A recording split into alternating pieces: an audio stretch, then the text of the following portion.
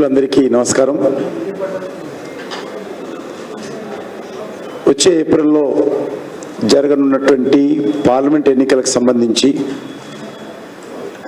పార్టీని అన్ని రకాలుగా సిద్ధం చేస్తూ ఉన్నాం. చాలా సంతోషం.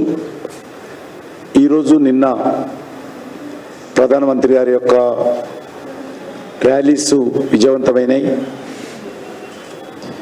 అదేవిధంగా అనేక రకాల అభివృద్ధి కార్యక్రమాలు కూడా వారు ప్రారంభోత్సవము భూమి పూజ కూడా చేయడం జరిగింది. చాలా తక్కువ సమయంలో ఈ ర్యాలీలు విజయవంతమైనాయి. పార్టీ తరఫున పూర్తి స్థాయిలో పార్టీని సిద్ధం చేసేటువంటి కార్యక్రమంలో ముందున్నాం. ఈరోజు నుంచి 2 digital campaigns Bharatiya Janata party తరఫున మేము ప్రారంభిస్తూ ఉన్నాం. ఒకటి, మన మోదీ, ఏ రకంగా దేశానికి తెలంగాణకు సంబంధించి అన్ని వర్గాల ప్రజలకు న్యాయం చేస్తూ అన్ని ప్రాంతాల సమగ్ర అభివృద్ధికి కృషి చేస్తున్నటువంటి మోడీ గారు మరి వారి దూరదృష్టితో ముఖ్యంగా తెలంగాణ రాష్ట్రంలో మౌలిక వస్తువులు స్వాతంత్రం వచ్చిన తర్వాత 2014 వరకు మౌలిక వస్తువులు ఏ రకంగా ఉండేవి, ఈరోజు 2014 తర్వాత తెలంగాణ రాష్ట్రంలో సహా మౌలిక వస్తువులు ఏ రకంగా మరి వేగవంతంగా ముందుకెళ్తా ఉన్నాయి, ఏ రకంగా కేంద్ర ప్రభుత్వము దూరదృష్టితో ఈ మౌలిక వస్తువులు కల్పిస్తూ ఉంది.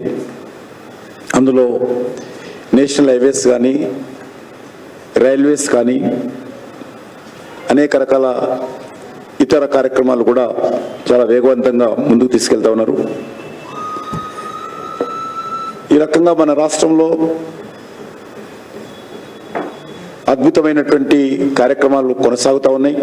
ప్రధానమంత్రి గారు స్వయంగా గత 4-5 సంవత్సరాలుగా వారే స్వయంగా రావడము, అన్నిటికీ వారే ముందుండి భూమి పూజ కానీ ప్రారంభోత్సవాలు చేస్తున్న విషయం మనం చూస్తూ ఉన్నాం. ఇది గతంలో ఎప్పుడూ లేదు మన రాష్ట్రంలో కూడా. 2014 తర్వాత మౌలిక వస్తువుల కల్పనలో నరేంద్ర మోడీ గారి ప్రభుత్వము తెలంగాణ రాష్ట్రంలో కీలక పాత్ర పోషించింది.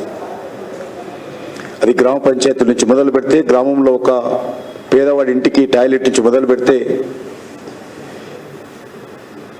ఈ రాష్ట్రంలో RRR రోడ్డు వరకు కూడా అన్ని రకాలుగా ముందున్నది. కాబట్టి తప్పకుండా దానికే మన మోదీ అనేటువంటి ఒక డిజిటల్ క్యాంపెయిన్ తెలంగాణకు గత 9.5 సంవత్సరాలుగా ఏమేం చేశాము, ఈ రకంగా తెలంగాణ అభివృద్ధికి నరేంద్ర మోడీ గారి ప్రభుత్వము సహకారం అందించింది, కృషి చేసింది, ముందున్నదనే విషయాన్ని కూడా ఈ డిజిటల్ క్యాంపెయిన్ ద్వారా ప్రజల మధ్యకు తీసుకెళ్లేటువంటి ప్రయత్నం చేస్తాం. దానికి మన మోదీ అనేటువంటి పేరుతో డిజిటల్ క్యాంపెయిన్ మొదలు పెడతాం. ఫార్మల్గా ఈరోజు ప్రారంభించుకున్నాం. రేపటి నుంచి దాన్ని పూర్తి స్థాయిలో ప్రజల మధ్య తీసుకెళ్లేటువంటి ప్రయత్నం చేస్తాం. రెండవది,